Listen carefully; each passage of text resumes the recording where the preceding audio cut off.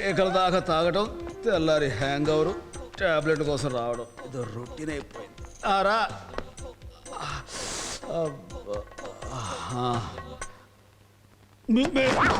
Sorry, మీరు మీరు రండి రండి రండి ప్లీజ్ కూర్చోండి ప్లీజ్.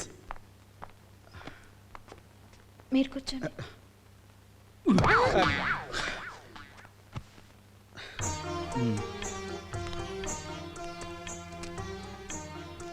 చెప్పండి. ఏం చెప్పాలి? అదే నేను ఇచ్చిన ఆఫర్కి ఎస్ అని. పర్స్ ఇవ్వడానికి వచ్చాను. మీ పర్సు నాకెందుకు, మీ దగ్గరే ఉంచుకోండి. ఇది మీ పర్స్.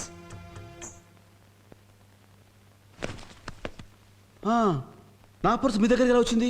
నిన్న మీ పాకెట్లోంచి కర్చీఫ్ తీసి అద్దంలో మీ అందం చూసుకుంటున్నప్పుడు కింద పడింది. నేను ఎప్పుడు అద్దంలో అందం చూసుకొని.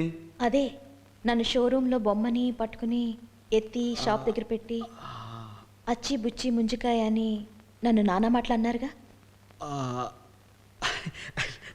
నాకైతే అసలు ఏం గుర్తు రావట్లేదు. నేను అలా అన్నే. ఎందుకు గుర్తుంటుంది? 5-6 వేస్తే అలాగే ఉంటుంది.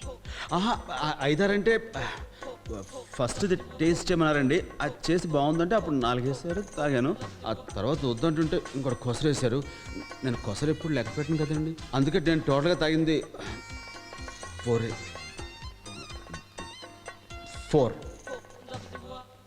అంత తాగటం అవసరమా?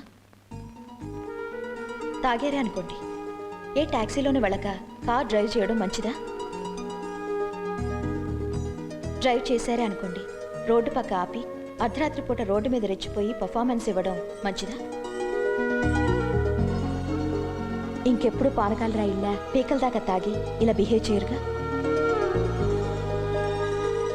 గుడ్. ఇంత క్లాస్ ఇప్పుడు పీకిందబ్బా.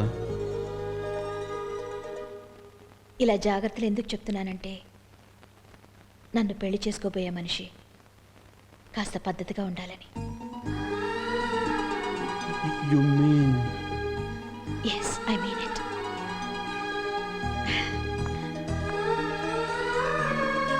Yes! Oh.